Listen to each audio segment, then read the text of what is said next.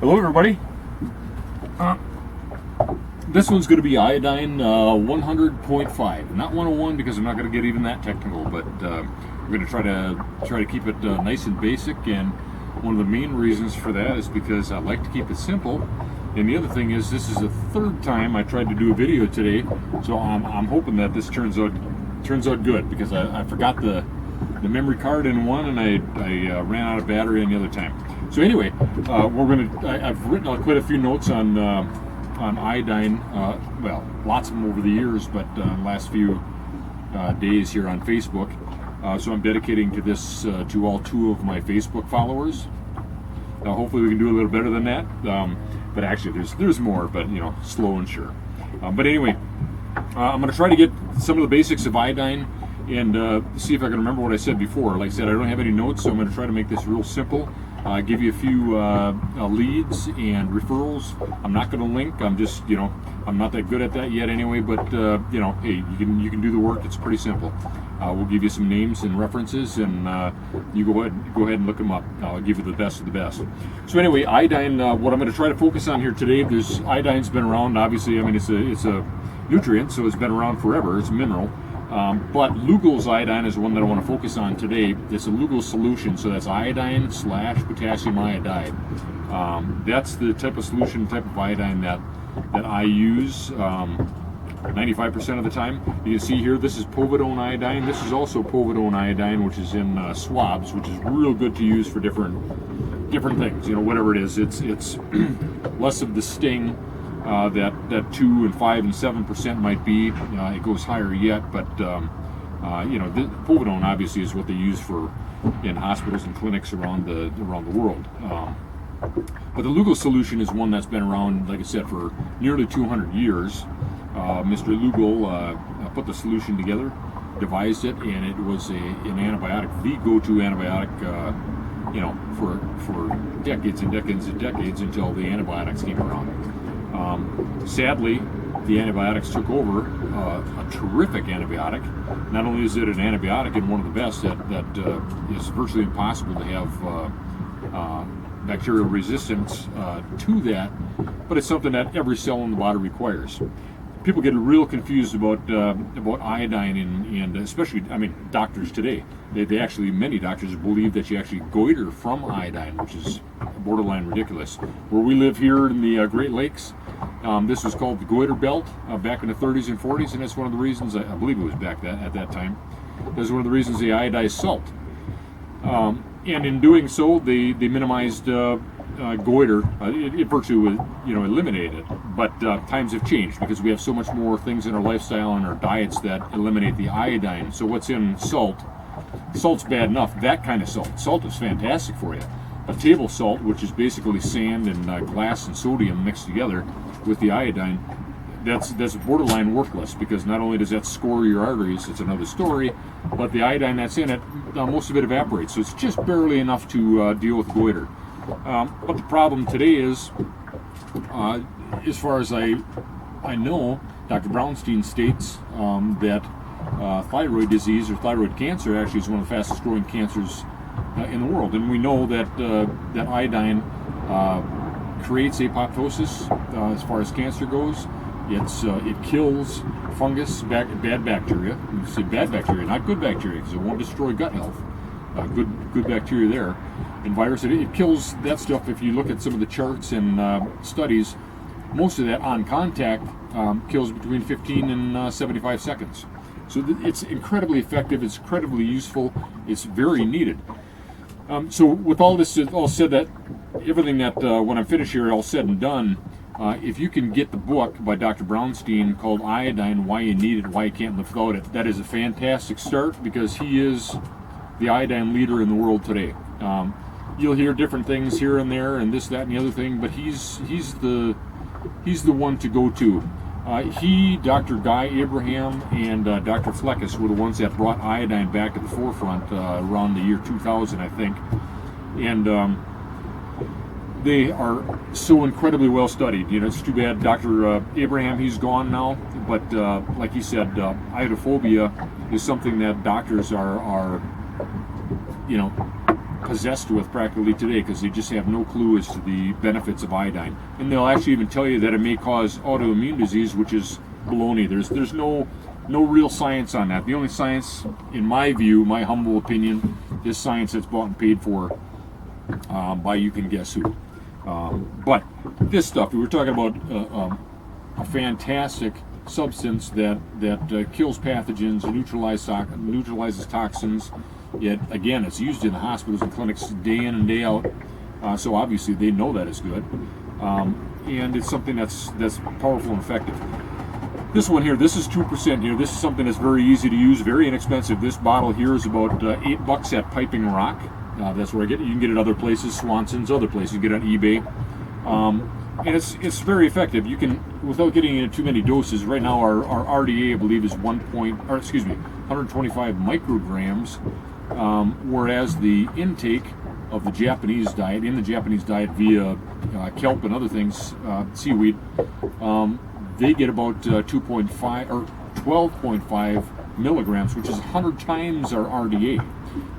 And our medicine would have you believe that if you take 2-3 times RDA, you're in trouble, while the Japanese get 100 times that every day in their diet, and they have the highest IQs. Cancer rates are, nothing compared to ours, and on and on and on.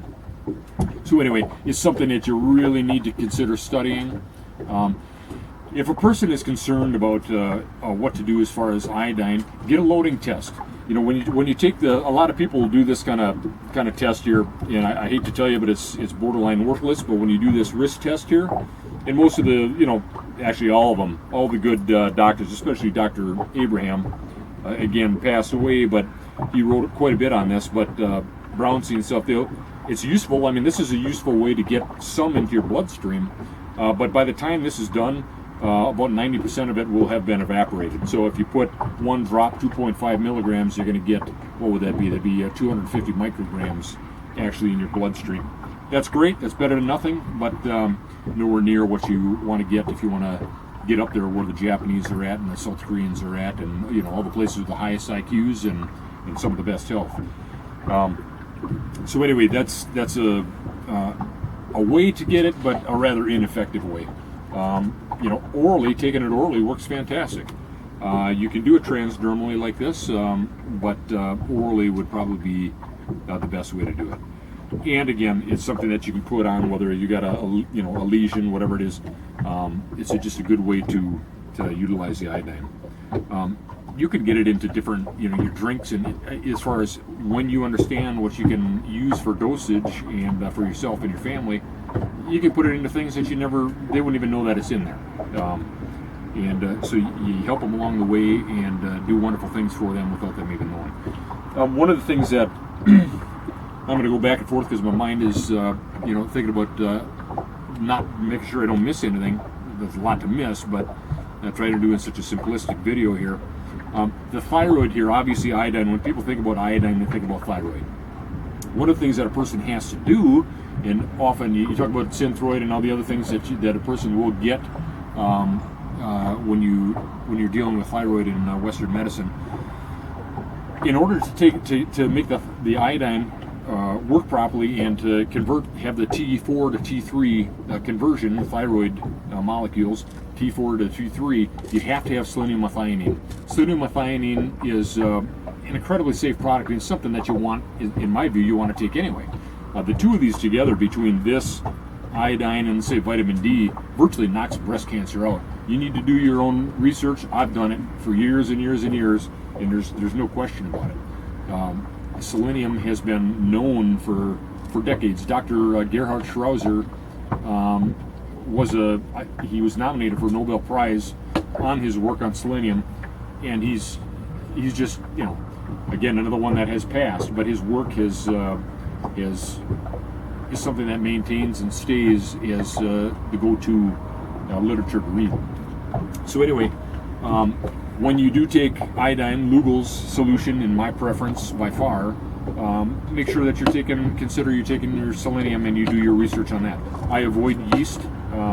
selenium, just selenium, it should be selenium methionine. That's the one that Dr. Strauser would strongly suggest, and that's the one I suggest. I take between anywhere from 200 micrograms to 600 a day.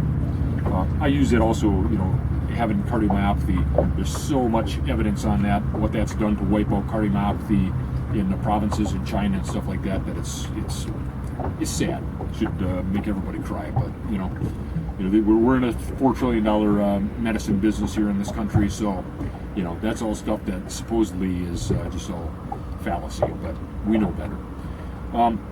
Anyway, I'll get back to this. The iodine. Our thyroid actually holds about, when sufficient, holds about 50 milligrams of iodine.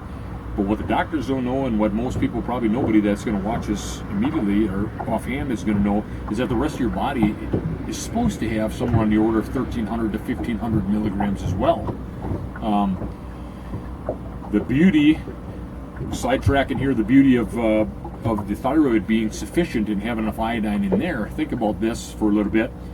Every 17 minutes or so, every drop of blood in your body runs through your thyroid. So what happens when you've got your thyroid sufficient with iodine, knowing that iodine destroys fungus, yeast, molds, bad bacteria, cancer cells, stuff like that? How good is that? This like, it's like throwing dirty water through a filter, in a filter that's got antibiotics in it, antibiotics that don't cause yeast infections, gut destruction, gut flora destruction, and all the other things that come along with that. I want to talk about autoimmune. That's one way to cause all kinds of problems and start destroying your gut flora, because that's where it's all about. That's where it's all at. I mean, as far as immunity. So anyway, this I could go on and on and on. Like I said, this is iodine 100.5 instead of even 101, because I'm just going to try to make it simple. But I want to guide you to, for sure, to Dr. Brownstein, Dr. David Brownstein's book, Iodine, Why You Need It, Why You Can't Live Without It, and his work. He's got a great website. He's, to my knowledge, after studying iodine for about 15 years, he is the go-to person globally. I've never heard of anybody else. Dr. Fleckus was another one of the three with Brownstein and Dr. Abraham that is still in practice. Dr. Jorge Fleckus, he's got some great videos. Amazing stuff. So when you come back to worrying about iodine, worrying about overdosing, which is virtually impossible because your body will rid itself of whatever it can't use, which is going to be pretty slim pickings, because according to Brownstein and Fleckus and Abraham, 96+% of Americans are vastly deficient in iodine. Are deficient, and most of them hugely deficient. So and that should go without saying, because we eat white bread. They used to have iodine in bread. Now they don't have iodine in bread since whatever was the late 70s. They got bromides in it that strips it. They have fluoride in our water, fluoride in our dental work and stuff like that. That strips the iodine from the third eye, the pineal gland. It strips the cells from it. It still strips the cells of it.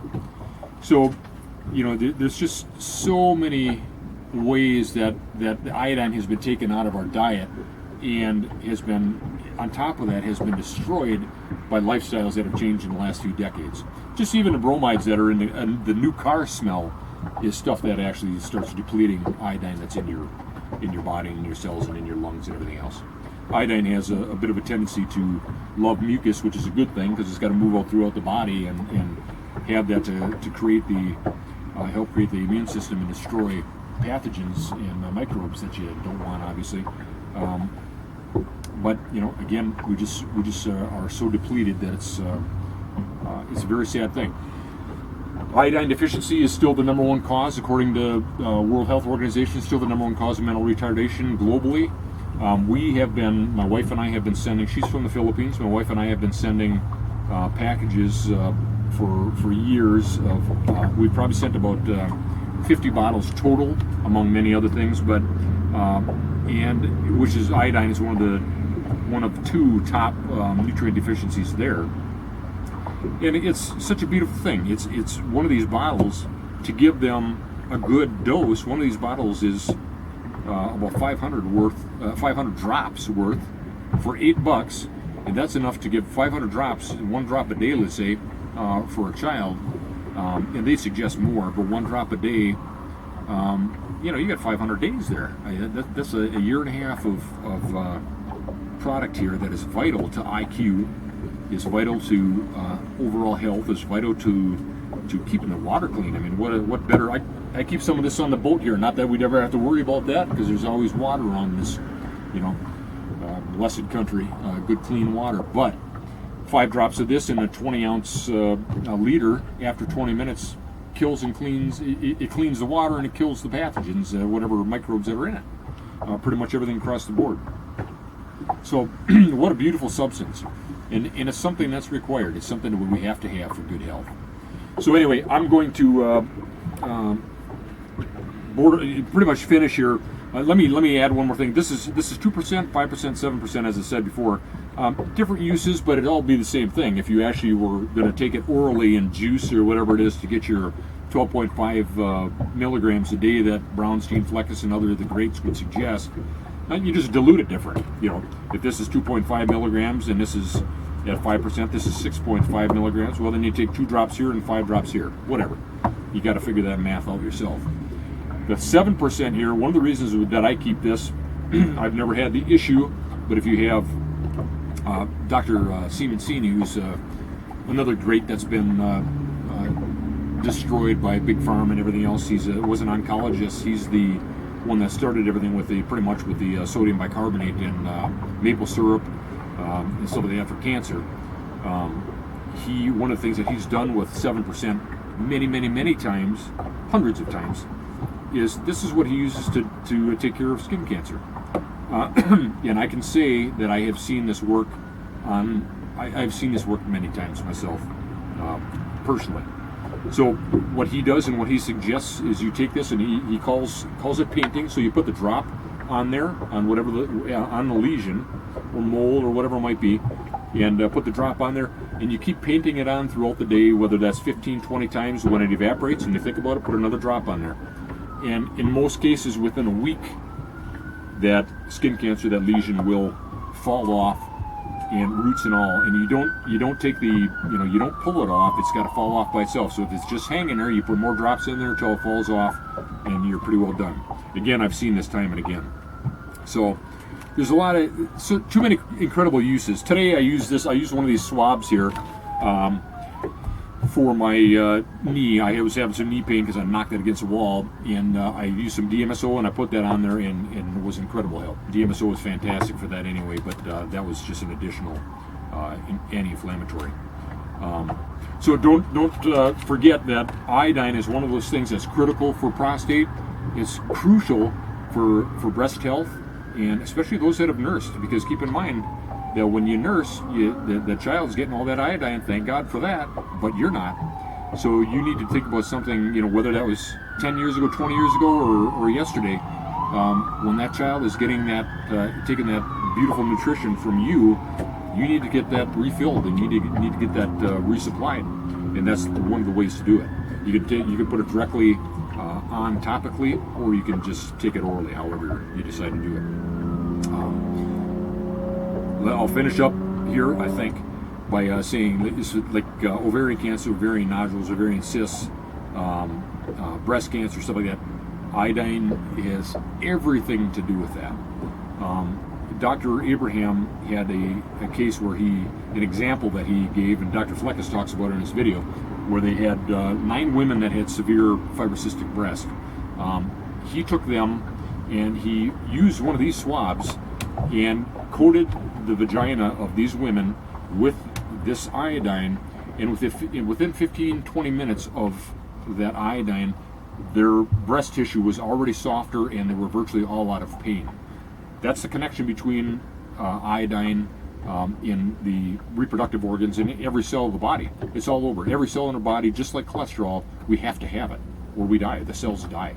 So it's one of those things that's critical. And for reproductive health, vital. I mean, this is one of those things that you find that ADHD and all these other, like I said, mental health, all that stuff is crucial. IQ, if it were my choice, my little girl goes to a great school, and They're all a couple years ahead of most schools. But if it were my choice and I could do it, you know, I'd be drop this in, you know, the main water tank in the school if there were one, and give them an extra boost. Because what better to deal with poverty is to give them something that helps them intellectually and in their intelligence, and just helpfully. What a terrific way up. So anyway, I'm going to quit at that because there's probably, you know, I could go on and on with this because, again, it's something that I love. It's one of those top 10 things in my household, along with vitamin C and DMSO and a few other things. So I hope that you'll read Brownstein's books and go to his site and you know, read some of his or watch some of his videos, just as well as you do Dr. Fleckus and any of their work, Dr. Derry and others. Start reading it and start avoiding the stuff that you know, the quack crap. You know, most of that stuff that's on there that talks about Dr. Brownstein, whoever else might be quacks. Yeah, well, there's a lot of money to be lost if they don't write those kind of items, those type of articles. So this here, and I've seen it. I've worked with quite a few people with cancer and a lot of people, different people with skin cancer, all charitably. I haven't made a penny on any of this stuff. I have seen what a lot of people would call miracles, but it's not so much miracles. It's this is substances we have to have for survival. So anyway, I hope you guys enjoyed this video. I hope I helped at least one out there, because I'm going to keep doing these when I have the energy and the drive to do it. I love helping people, and I hope that you'll share this with somebody else. You can doubt, that's fine. The key to my things here is I don't want to link and all that stuff, because you need to do the research. I've done 40,000 hours in research over the last 15 years. It's a lot of hard work. You need to take the time and the effort, because it's worth it.